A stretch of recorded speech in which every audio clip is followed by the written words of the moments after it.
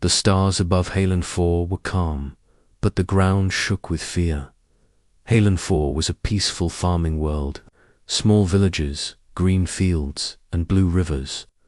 The people called the Elari had no armies, no warships, just families, farms, and old satellite towers. But peace does not last forever. A week ago, strange ships appeared in the sky, black and red, like shadows with claws. Raiders, pirates, killers. No name, no warning, just fire and destruction. The Alaris leaders sent a message to the galaxy. They begged for help. They contacted the Council, the Dominion, even the Guild. No one answered. Day after day, the raiders attacked. Villages burned. People fled into the forests. Children cried at night. And still no help came. Elder Sora, the oldest among the Alari, stood in the ruins of the main village. Smoke rose behind her. Her hand held the last working transmitter. The screen blinked. Signal weak. No response. She looked at the young ones beside her. "Try again," she whispered. The technician nodded. He adjusted the frequency. All channels. Open, message repeating. The message played again. "This is Halen 4. We are under attack. We are peaceful. We have no weapons. Please, someone, help us, far away, beyond the stars." In a quiet corner of space, a human satellite picked up a faint signal. It was old, forgotten. A long-range relay used to study black holes. But now, it blinked with something new, something desperate. The signal traveled from relay to relay, until it reached a small human station called Deep Listen Post 7. A young operator named Mia sat alone at her desk, sipping cold coffee. Her shift was almost over. She almost ignored the blinking light. Almost she tapped her screen. A voice played. Static, cracking. But the words were clear. "This is Halen 4. Under attack. No weapons. Please, help." Mia's heart stopped. She checked the coordinates. It was outside Council territory. Out in the dark zone. No patrols. No support. She sent the file to Human Defense Command. Tagged Urgent Real Distress Signal Unknown Colony. 3 hours later, Admiral Grant stood in front of the display screen. The signal played again in the war room. Around him, officers listened in silence. "They sent this 3 days ago," said Mia, now standing nervously by the wall.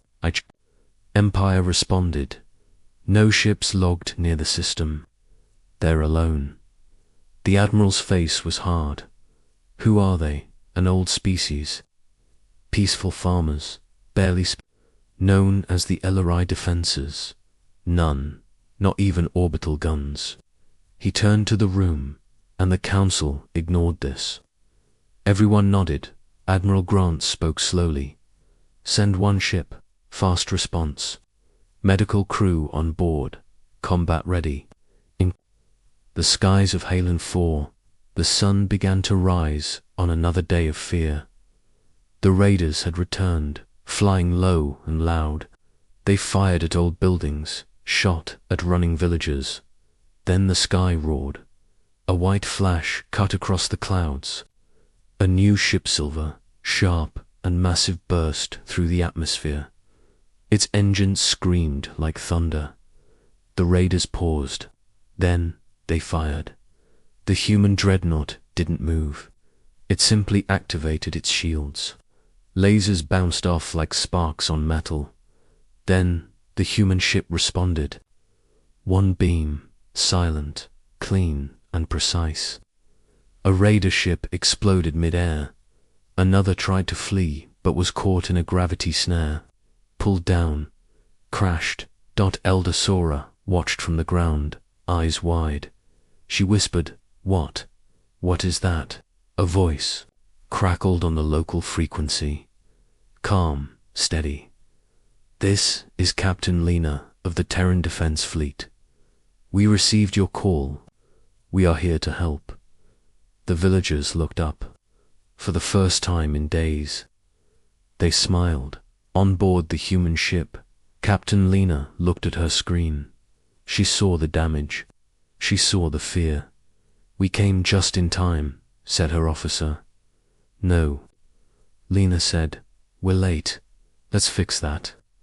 She turned to the comms, to the people of Halenfor. "Medical teams are landing. Stay where you are. You are safe now." And far above, in the cold dark of space, the signal that once begged for help was now replaced by a new one. Halenfor, secured. Assistance provided. Rescued by humanity. The sky of Halenfor was quiet for the first time in weeks.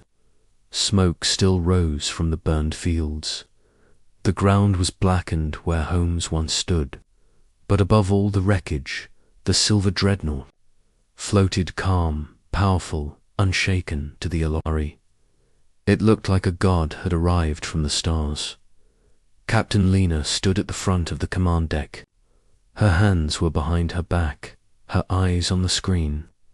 The surviving raider ships had scattered, jumping into deep space after their attack failed. One ship still floated half destroyed. The humans let it go for now.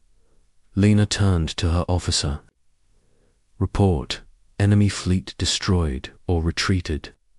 No human casualties. One Alari village fully destroyed.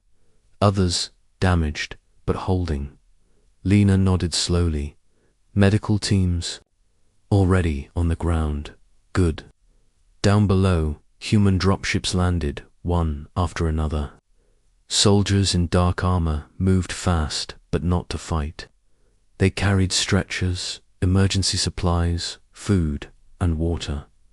Dr. Ramos, a field medic, knelt beside a wounded LRI child. The boy's skin was pale blue, eyes wide and glassy with fear. Ramos smiled gently. "Hey, little one, you're safe now. Let's patch you up." The boy trembled. Are you human?" "Yes, and we're here to help." The boy blinked, then whispered, "You came." In the town square, Elder Sora stood with her people as Captain Lena approached. The captain removed her helmet and bowed respectfully. "You must be the elder," Lena said. Sora was stunned. No warrior had ever bowed to her before. "You came," Sora said, her voice still unsure. "But why? You owe us nothing." Lena looked around at the broken buildings, the wounded, the smoke. Then she said something simple but powerful.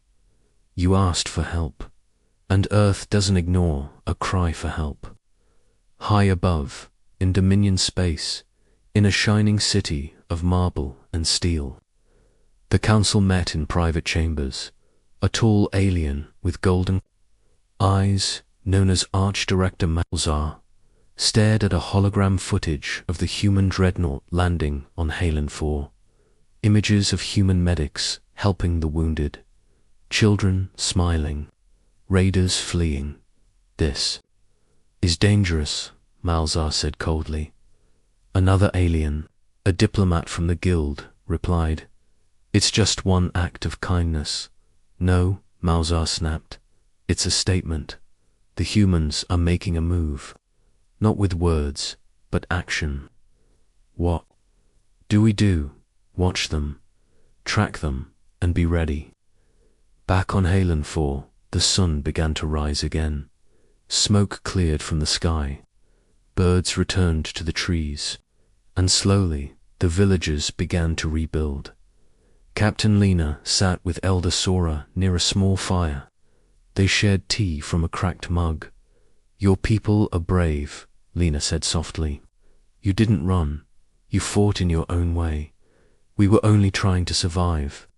That's the bravest thing of all." Sora looked at her. "Why does your kind help strangers?" Lena thought for a moment. Because once, long ago, no one helped us. So we promised we would never let that happen again to anyone else. The story of Halen 4 spread faster than light. Other colonies' forgotten outposts, mining stations, border towns, began sending their own messages, not to the Council, not to the empires, but directly to Earth. Please, help us. We are under attack. No one else came. Will you? Earth answered every time, sometimes with warships, sometimes with doctors, sometimes with builders, but always with humanity. 3 systems away, in a dark asteroid belt. Another group of raiders listened to the news. A young pirate shouted, "Did you hear? That planet we hit humans came." The captain cursed. Then we avoid those systems now. Earth has war machines like ghosts, silent, fast, deadly. One raider laughed. They're not like the Council. The captain growled, "No, they're worse." Captain Lena received a private message from command. "Good work, be ready. More calls are coming. You're not done yet." She looked at the Alari children playing outside the medical tent. She smiled. "No," she whispered. "We've just begun."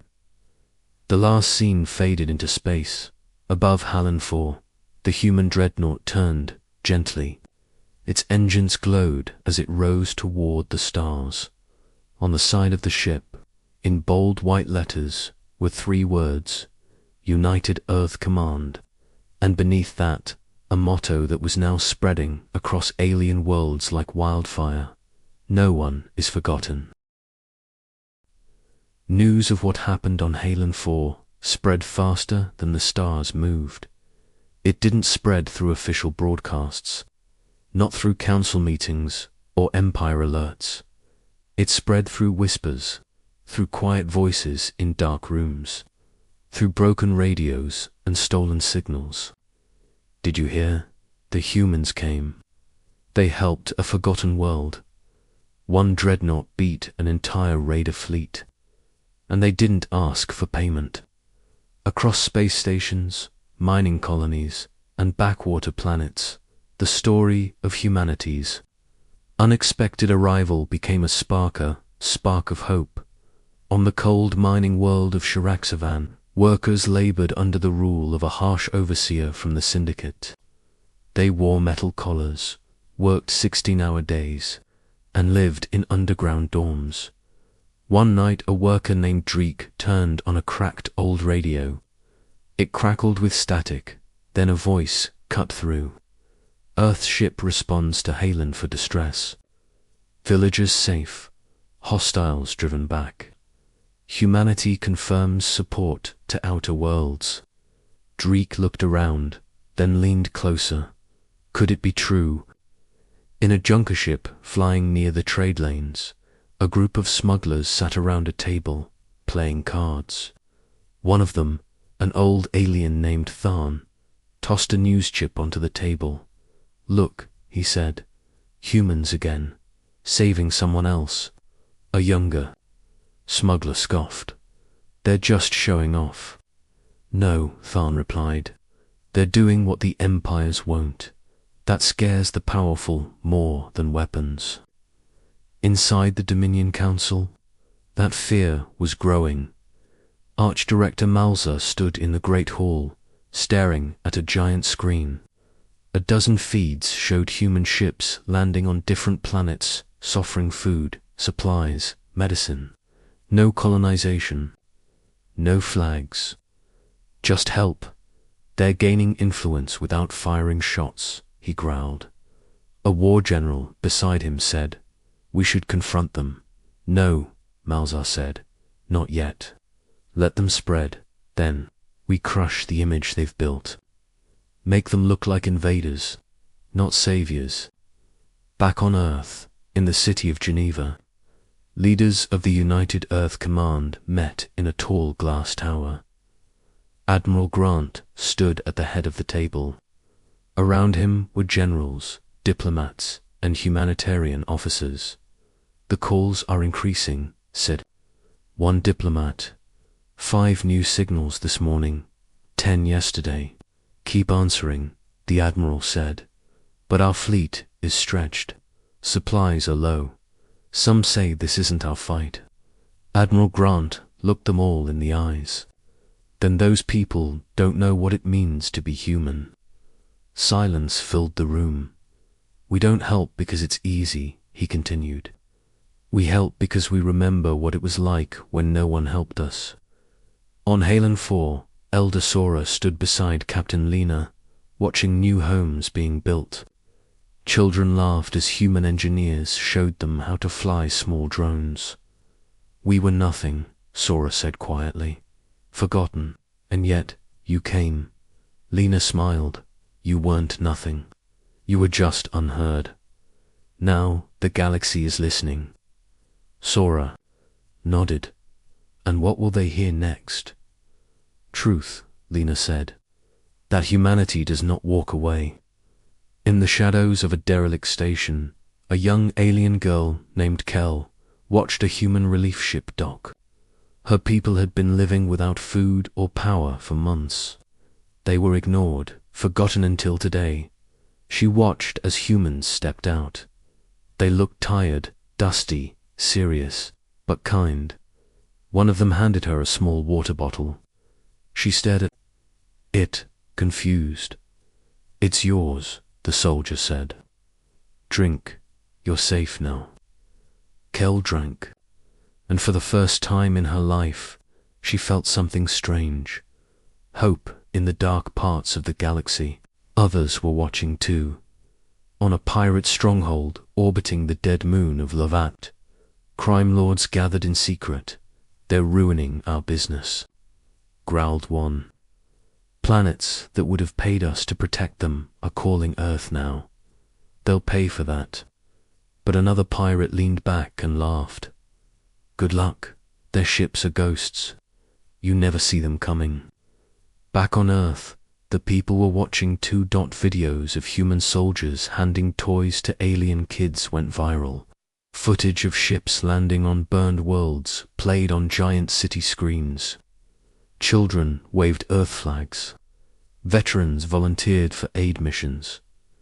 Across Earth, a new phrase began to rise. "If not us, then who?" One night, aboard the dreadnought Vigilant, Captain Lena stood at the window of her cabin. Stars stretched endlessly outside. She turned on her log recorder. Captain's log. Day 17 since Halen 4. 5 more colonies contacted us. Supplies are low, but morale is high. Something is changing out here. They're beginning to believe. In us, I don't know how long we can keep this up, but we must. Because if we stop now, the galaxy falls back into silence. And we can't let that happen. She paused, then added quietly, "We're not just answering calls anymore. We're becoming the call." Asterisk, a new signal lit up the main screen of the dreadnought. Vigilant, it was weak, broken, filled with static. But the words came through. "This is Jarnak 3, under siege, requesting anyone." Captain Lena stared at the message. The voice on the recording was shaking. Behind the words, she could hear explosions and screaming. Another world. Another forgotten people. Her first officer, Commander Rain, frowned. "That system is deeper than Halen 4. It's close to Dominion space." Lena didn't hesitate. Plot a course. In the command room of the Dominion Council, red lights flashed. A watcherbot rolled forward. Projecting the new alert, Malzar read the report. Earth dreadnought heading for Jarnak 3. Estimated arrival 18 hours. He gritted his teeth.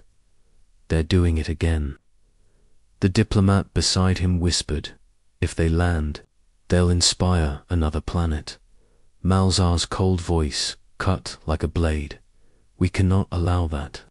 This time we respond first." Jarnock 3 was a planet of dust and metal, old mining facilities, broken roads, and people who lived underground. They had once been allies of the Guild, but were abandoned after profits dropped. Now they were alone and under attack.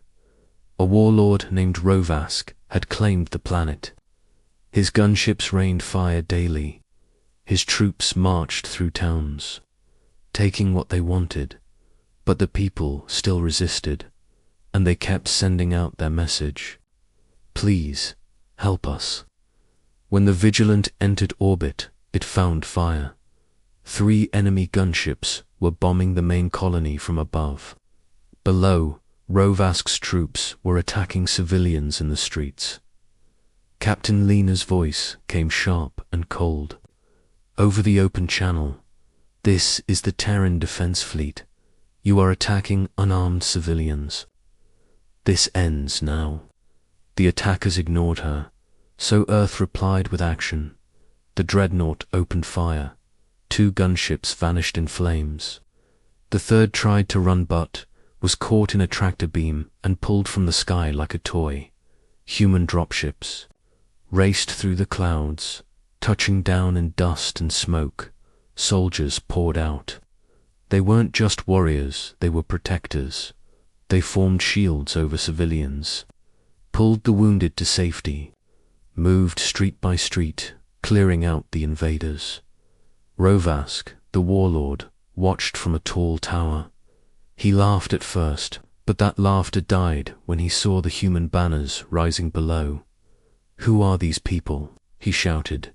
An old rebel beside him whispered, "They're humans. And they don't come to conquer, they come to end things." Across the galaxy, news spread fast. Humans protect Jarnock 3. Another world saved by Earth's fleet. Dominion fleet was too slow to respond. People started gathering in spaceports, holding signs that read, "Send a signal to Earth." They listen, they help. In small colonies where hope had long died, units blinked back to life. On Jarnock 3, the humans didn't just fight, they stayed. They brought engineers to rebuild power systems, doctors to heal the sick, technicians to restore water flow. Children followed them through the streets, holding their hands, staring at their strange armor and bright eyes. A little girl asked a soldier, "Why do you help us?" He smiled, "Because someone has to, and we're tired of waiting for others to do what's right." Even former enemies were watching. On a hidden moon, a group of old pirates gathered around a screen. One muttered, "The empires used to fear. Us now they fear." Earth, another, nodded. Humans don't just fight, they change the ground they stand on. In the Dominion Council, Malzar slammed his fist on the table. They've turned to forgotten worlds into loyal supporters. They're growing power without firing at us directly. A general leaned forward. "Then force them into war. Make it look like Earth is invading. Send a fleet," Malzar ordered, "but not to fight, just to arrive. First, next time." On the Vigilant, Captain Lena stood before a small group of Jarnock 3 survivors. One of them, an elder named Vera, stepped forward and bowed. "You've done more for us in one day than others have in decades." Lena looked humbled. "You don't owe us anything." "Yes," Vera said, "but we owe Earth a story. We will tell everyone who helped us and who didn't." Back on Earth, the headlines glowed across every major city. Humanity breaks. The silence, one planet at a time. Earth answers the call, hope wears a human face. People in cities and farms volunteered in record numbers. Young men and women signed up to help not just fight, but build, heal, protect. A movement had begun, not of conquest, not of empire, but of responsibility. One final message played across the galaxy. This is Earth. We are listening. We are coming. You are not alone. It began with a whisper, then it became a wave. Now it was a storm, from mining colonies to frost-covered moons, from deep space stations to forest worlds. One truth echoed through every channel: humanity had returned, and they had not come to rule, they had come to help. In the floating archives of Galvarus Prime, a historian named Thiel watched a new entry being written in real time. He had spent years recording wars, treaties, and lies. But now, something different filled the screen stories. Of kindness, of ships landing, not with weapons drawn, but with open hands. Halen 4, saved. Jarnock 3, freed. Vora's Reach, rebuilt. Nethrin Pass, supplied. The historian blinked, stunned. They're changing the record, not through force, but by action. Meanwhile, the council met again, furious, fractured there. Spreading like fire, one representative snapped. They answer every call. They are showing us up, barked another. The people believe in them now. Archdirector Malzar stood slowly. His golden robes rustled. His voice was cold. If we cannot stop their fleet, we must break their image. How? Asked a general. Give the galaxy a reason to fear them. He leaned forward. Stage an attack, a false one. Make it look like humans destroyed an innocent colony. And when they come to help, we'll be waiting. But humanity wasn't blind. Captain Lena sat in the vigilance briefing room, watching intercepted data. Strange troop movements near a neutral world. Power fluctuations. Disguised ships. They're planning something, she said. Something dirty. Commander Rain nodded. They want to turn the galaxy against us. We won't let them. Earth's leaders gathered in Geneva once more. The global stream was activated. Admiral Grant stepped to the front. Calm, clear, unshaken. He spoke not just to Earth but to every listening planet, to the peoples of the stars. We are not perfect. We do not come to rule.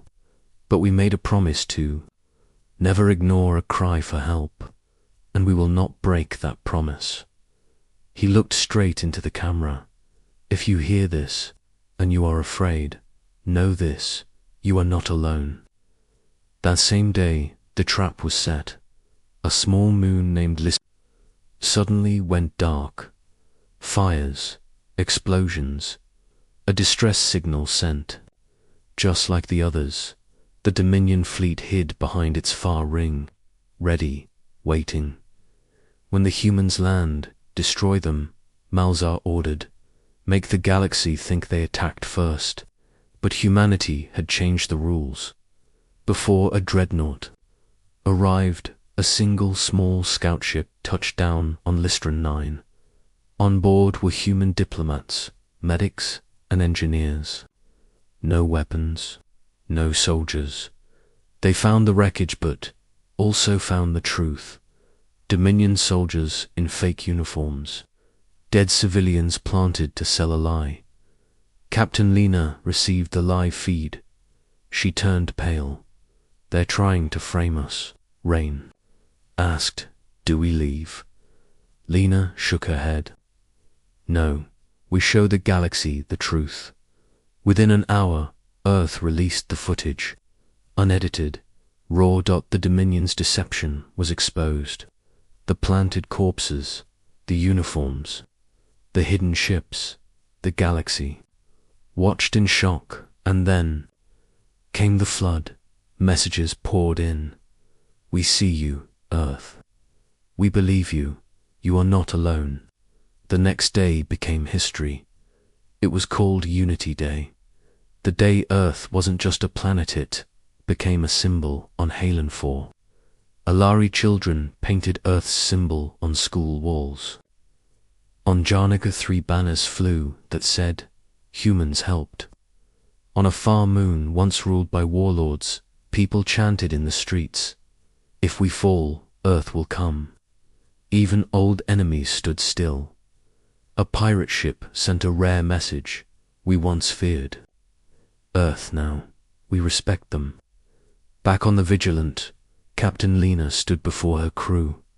"We started with one signal," she said. "Now, the galaxy is listening. Not just to us but to each other. And that's the real victory." Her voice softened. "They tried to divide us, but instead, we became united." In orbit, the ship turned toward its next mission. Another signal, another world, and beneath its wings, the stars shined a little brighter, because for the first time in a long, long time, the galaxy remembered something it had forgotten. Kindness is stronger than fear. Hope is louder than silence. And humanity had come not to rule, but to rise.